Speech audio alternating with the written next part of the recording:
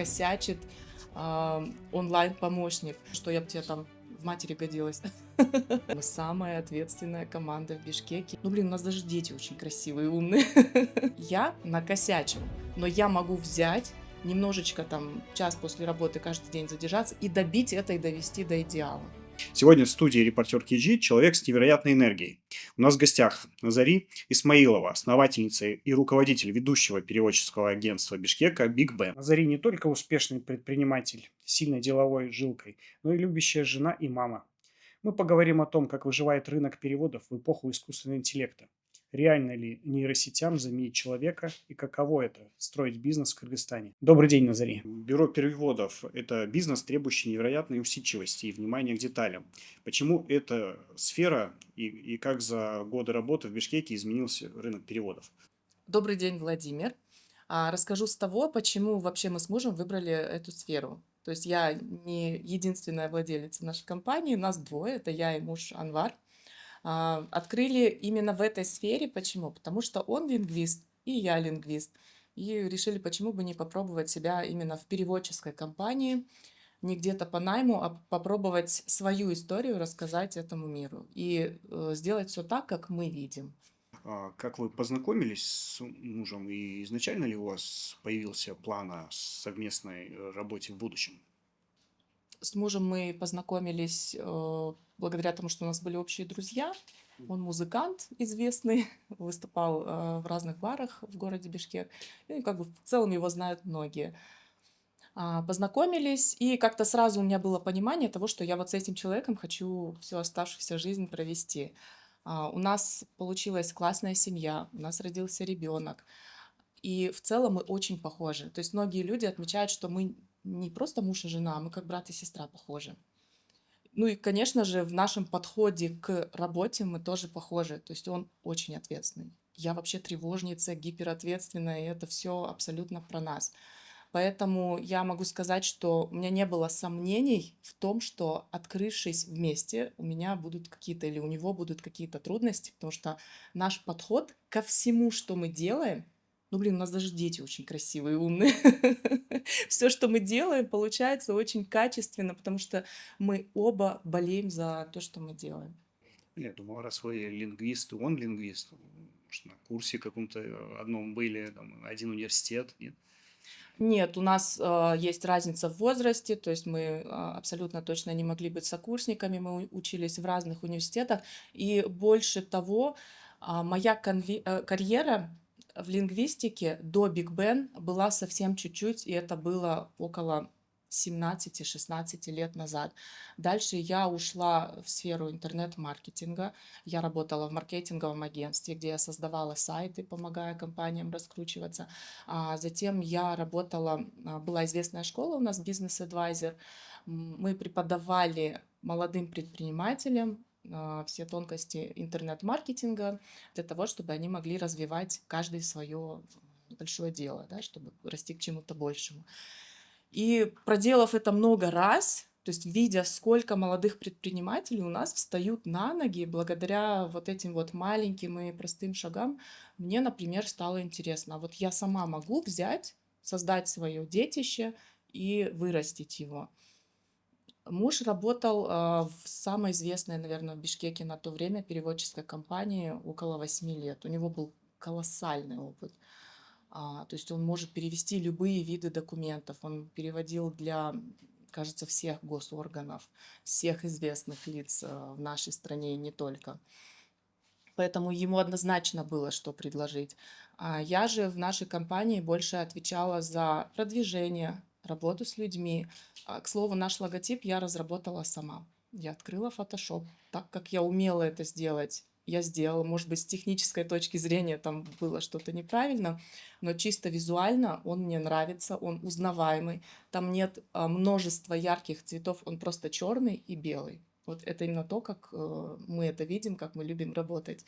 Я сама написала сайт для нашей компании, сама сделала продвижение, и как-то так получилось, что с первого года нашей работы, хотя мы морально были готовы работать в ноль или в минус, был прорыв очень сильный.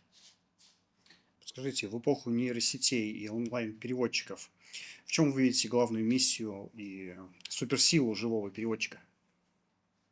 Ну, смотрите, во-первых, ответственность за перевод несет всегда живой человек. В наше время вы в любом случае не придете ни в одну инстанцию, ни в один госорган просто с переводом от ChatGPT, у вас его просто не примут. То есть должна стоять подпись человека, который за это отвечает, должна стоять печать фирмы.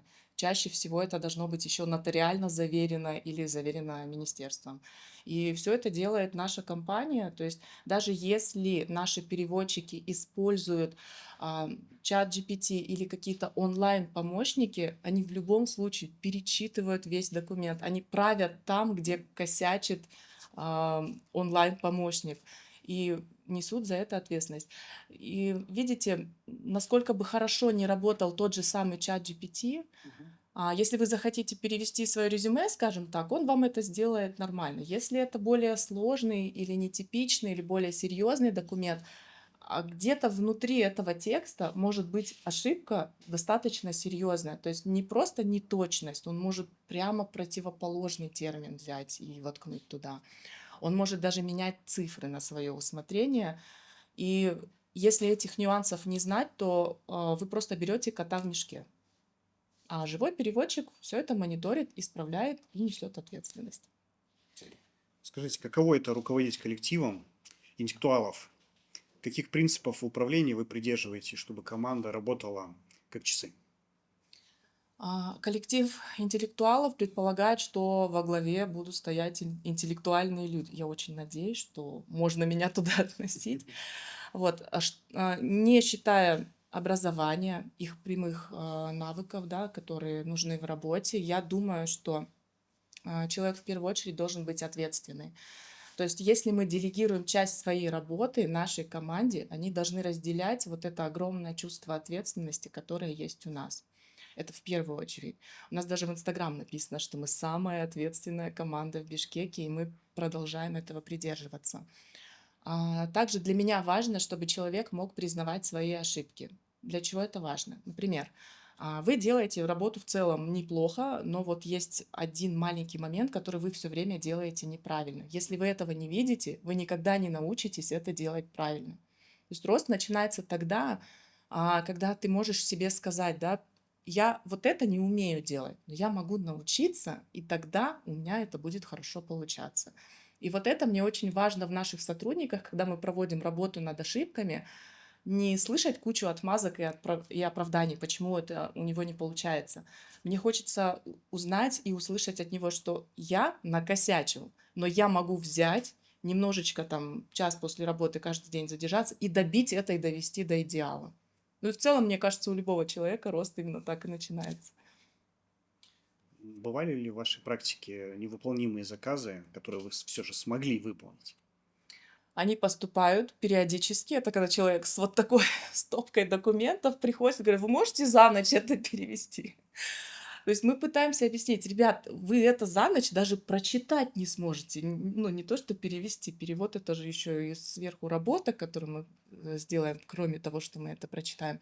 Но у нас действительно были случаи, когда мы переводили огромные объемы за ночь. Мы не спали, мы подключали дополнительно силу, да, привлекали переводчиков. Вся наша команда, извиняюсь, это не специально, вся наша команда могла не поспать, но к утру мы сдавали готовый перевод. Это бывает не так часто.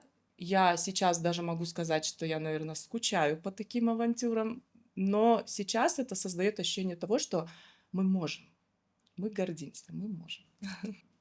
Здорово. Вот у вас подпись в блоге «Жизнь неугомонного человека».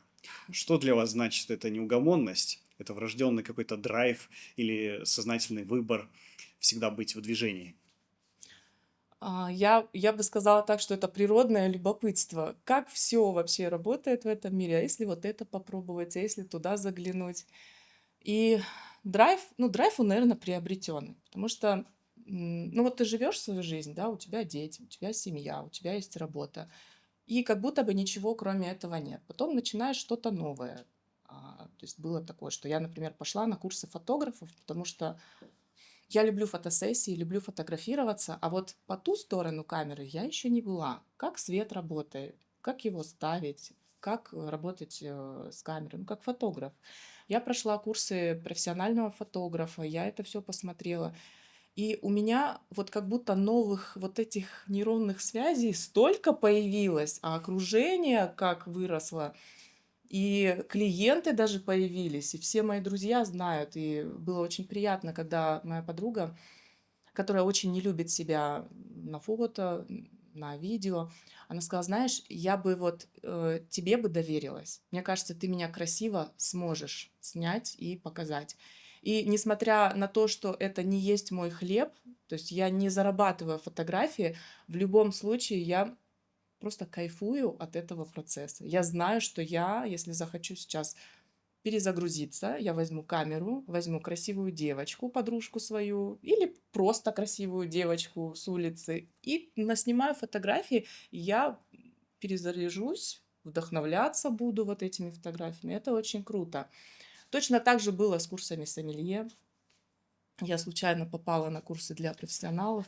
Прихожу, а там хорика профессиональная сидит просто вся. И я такая ничего в этом не соображаю, но стала лучшей на своем потоке. И сейчас также в сообществе сомелье тоже спокойно себе обитаю. И все это меняет жизнь. Я сейчас уже не могу представить себе жизнь просто на одном месте, когда ты не стремишься изучать что-то новое, не стремишься пробовать, а, просто делаешь то, что делаешь, и не растешь вот ни вширь, ни вверх, никуда. У меня как будто бы уже зависимость от адреналина, от получения новых знаний и формирования новых связей нейронных. Говоря о развитии, насколько я понимаю, вы недавно были в Аше. Какова цель вашего визита туда была? Да, это была наша секретная миссия. Не все еще, даже так бы сказала, многие не знают об этом, потому что в соцсетях это выглядело как семейная поездка, просто посмотреть южную столицу. На самом деле мы поехали с мужем для того, чтобы открыть там филиал нашей компании. Несколько лет меня эта идея преследовала. То есть я думала, надо сделать. Но, во-первых, тогда не было ресурса. А в 24 году я родила второго сына. Ну и, конечно же, больше фокус у меня в том году сместился в сторону семьи. Но чем старше наши дети, тем больше мы можем себе позволить в плане профессионального роста. И в этом году просто все звезды сложились так, что у нас появилась эта возможность. У нас появились помощники, которые помогали нам это осуществить. Было мало времени. То есть мы туда приехали, и первые 2 дня просто было ощущение, что вот у нас сейчас ничего не получится. Почти отчаяние, наверное, наступило, потому что Ош — это не такой город, как Бишкек, он совершенно другой. Он как будто бы для нас, для чужих, немножечко закрыт. Там все работает не с помощью карт, досок объявлений, Инстаграма, хотя бы газет. Нет, там все работает только пока ты знаешь кого-то, чьего-то братишку, чью-то сестренку, чьего-то отца. А, Скажем так, это город знакомых.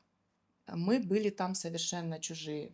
Многие двери перед нами закрывались, и у меня даже в какой-то момент было ощущение, что город нас не принимает, выкинет нас обратно в Бишкек и скажет: вот вы там работали, работайте дальше. Но так получилось, что именно в самый последний момент у нас получилось найти нотариуса, с которым мы договорились о сотрудничестве. Получилось найти помещение рядом с этим нотариусом. Мы его очень быстро оборудовали, быстро нашли человека, которого уже начали обучать для того, чтобы он мог достойно представлять нашу фирму. И что самое интересное, заказы пошли еще до того, как мы повесили рекламу. То есть мы сейчас еще продолжаем работу над обустройством этого филиала, но уже идут заказы, мы уже их выполняем. И я просто в шоке от того, насколько город, который нас вначале не принимал, вот сейчас говорит: вот, вот, мы хотим с вами работать, хотим сотрудничать. То есть когда эти люди тебя уже, наверное, приняли и посчитали за своего, они хотят с тобой работать, сотрудничать и доверяют. Это классный опыт. Если навскидку, какой бы вы рекомендацию дали бизнесменам, которые хотят зайти в Ош? Если есть такая возможность пожить там, обзавестись там друзьями, связями. Нам очень повезло, что один из наших сотрудников родом из Аша. То есть у него там живут родители, он знает половину города, а там иначе невозможно. Ты либо не в этом городе, либо ты там всех знаешь. И нам очень повезло, что он взялся нам помочь. Он проделал очень большую работу и познакомил с нужными людьми. Либо это должен быть какой-то настолько узнаваемый бренд, который знает весь Кыргызстан, и он просто тебя вот так вот привечает, либо знать нужных людей, и тогда все получится. Я, кстати, с радостью заметила, что там есть филиалы у многих известных в Бишкеке фирм, ресторанов и так далее. То есть думаю, ну, это же работает, это получается, как вот у меня не получится? И в итоге получилось. Соцсети часто требуют идеальной картинки. Насколько вы в сети отличаетесь от Назари в реальной жизни? И бывает ли вам трудно транслировать не только успехи, но и усталость? Ну, я бы не сказала, что мои соцсети это вылизанная картинка, потому что я против того, чтобы в интернете человек менял себя до неузнаваемости. Для меня это как будто бы нечестно.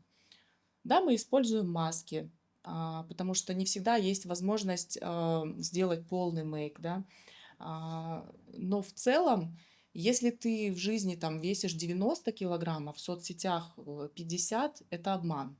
Ты не можешь транслировать то, что ты транслируешь, потому что ты нечестен. Я думаю, что в первую очередь нужно работать над собой так, чтобы нравиться себе в первую очередь, а потом уже люди на это смотрят и, ну, либо принимают, либо нет. Я стараюсь транслировать не красивую вылизанную картинку, а что-то полезное. Меня очень сильно заряжает, когда мой контент, оказывается, кого-то вдохновляет. Например, в этом году я очень серьезно решила заняться вопросами здоровья, тела, питания в целом. И участвовала в проекте, благодаря которому я смогла похудеть на 7 килограмм и вернуться к весу, который у меня был когда-то на весах до рождения первого ребенка. Ну вот, как вы знаете, наверное, у многих женщин есть проблемы с формами, с фигурой после родов, рождения первого, особенно второго и больше детей. Мне, когда я вижу это на улице, мне этих женщин невероятно жалко, потому что я знаю, что каждая из них когда-то была девочкой красивой, без лишнего. И сейчас просто быт, усталость, моральная составляющая ее привела к тому, что вот она вот такой должна быть, она должна обрастать, она должна иметь силу вот этих детей тягать, таскать туда-сюда и быть им опорой. Поэтому это в буквальном смысле становится вот так. И, значит, когда я с помощью питания и проекта смогла этого добиться, я стала это транслировать в соцсетях, и я увидела, что люди заинтересовались. Мне писало очень много людей, мамочки, которые недавно родили, женщины, которые годами худеют, голодают, не могут скинуть, даже мужчины, у которых вес уже ну, достаточно сильно превышает норму, и они чувствуют, что это уже становится угрозой для здоровья. И что я сделала? Говорю, ребят, если вам надо помочь, если вас это вдохновляет, давайте попробуйте пройти вот этот путь, который прошла я. Мне от вас нужны только дисциплина и результаты. Вы в голове как-то вот поменяетесь, другим человеком станете. И внешне. Мне кажется, внутреннее и внешнее должно быть вместе. И сейчас некоторые из этих людей скинули уже кто 7, кто 5 килограмм. Я за них невероятно рада. А что касается усталости, я ее стараюсь не транслировать. Почему? Потому что а, в жизни у каждого ее хватает на самом деле. И когда ты заходишь в соцсети, и там еще кто-то жалуется и ноет, то ну, это тебе никак не помогает, мне кажется. Это и мне никак не поможет. Вы прошли медиашколу у яркой Асоли Малдыкматовой. Подскажите, как вообще вы туда попали, как с ней познакомились и для чего решили все-таки пройти школу? Это способ самовыражения, инструмент для бизнеса, возможно, или хотели найти единомышленников? С Асоль Малдакматовой мы познакомились 2 года назад. Мы стали партнерами и дальше участвовали уже в других каких-то проектах. В медиашколу меня пригласила Асоль Абдыкалыевна. Я с радостью приняла участие. Во-первых, скажу пару слов о Ассоль Молдокматовой. Я искренне считаю, что Ассоль Абдыкалыевна — это мой наставник. Это сильная женщина, у которой действительно есть чему научиться. То, что достигла она, это невероятная самодисциплина, труд, 3 часа сна в сутки и просто какая-то нереальная продуктивность. То есть человек в день делает столько, сколько не каждый обычный человек делает в неделю или в месяц, я бы сказала так. Меня это вдохновляет. Я во многом беру с нее пример. Это живой пример, на который я смотрю и понимаю, мне всегда есть куда расти, мне всегда есть куда стремиться. Нужно делать вот так. Нужно вставать еще раньше, еще больше заниматься собой, внешним видом, развиваться. Ну, в принципе, это вот тот ориентир, который я держу уже давно. А, Медиашкола в первую очередь для меня была школой. Ну, еще один вызов, скажем так. К тому же, в наши дни время диктует, что если ты о себе не рассказываешь, ты просто не будешь услышана. Ты можешь классно работать, ты можешь быть интересным человеком, но люди о тебе не будут знать. От этого не будет никакой пользы ни окружающим, ни тебе самому. Сегодня соцсети просто диктуют тебе свои правила, и ты в любом случае должен не просто рассказывать о себе что-то, а уметь это рассказать, уметь себя преподнести, иначе люди о тебе просто не будут знать. Для меня это стало настоящим вызовом. Почему? Потому что я была достаточно закрытым человеком. Мои соцсети всегда были закрытый профиль, закрытый профиль. Всё, я не добавляла туда лишних людей. И мне казалось, что люди должны меня видеть на работе, когда я куда-то выхожу в свет. А что я делаю дома? Что у меня с семьей происходит? Это их не касается, и не надо это никому рассказывать. И весь мой архив в Инстаграме, он был исключительно только для меня и никогда не на показ. В прошлом году я создала себе открытый аккаунт. Я начала в этом году более активно им заниматься. И, кстати, опять же, благодаря медиашколе у меня появилось понимание, как это вот надо оформить. Я послушала многих блогеров именитых. Я посмотрела, как они это делают. Я подходила к каждому и спрашивала совет. Как мне вот это сделать? А как мне вот это смонтировать? А хук — это что такое? А вот почему людям вот это будет интересно? Когда я выкладывала ролик о своем похудении, мне хотелось очень много там довертеть, лучше сделать. Я думаю, ну это странно, я вот здесь вот просто в планке стою, вот здесь я шаги нахожу, ну кому это интересно будет? Это оказалось очень интересно. И даже блогеры похвалили, оценили, дали мне главный приз в этой медиашколе, потому что решили, что мой контент, ну, наверное, этого заслуживает и есть польза для окружающих. И сейчас у меня есть хороший ориентир, заряд бодрости и вдохновения, чтобы этим всем заниматься. И самое главное, я увидела, что они, вот блогеры, они все в жизни обычные, классные люди, которым просто есть что рассказать. А мне однозначно тоже есть очень много чего рассказать. И они так здорово это транслируют и получают сами от этого удовольствие. Их аудитория получает от этого. И я думаю, что вот теперь у меня точно есть пример, как это сделать. Я должна это сделать. Опять же, любопытство. Мне интересно, что будет, когда я вот это к концу года сделаю. Есть у меня определенная цель, я ее добьюсь, посмотрю, как это будет, и буду двигаться дальше. Вот сейчас уже не страшно, сейчас уже интересно и драйвово. Здорово. Там же какая-то награда была, вы же победителем вышли. Да, я взяла главный приз, гран-при. Это поездка в Сочи на медиашколу, которая будет в ноябре.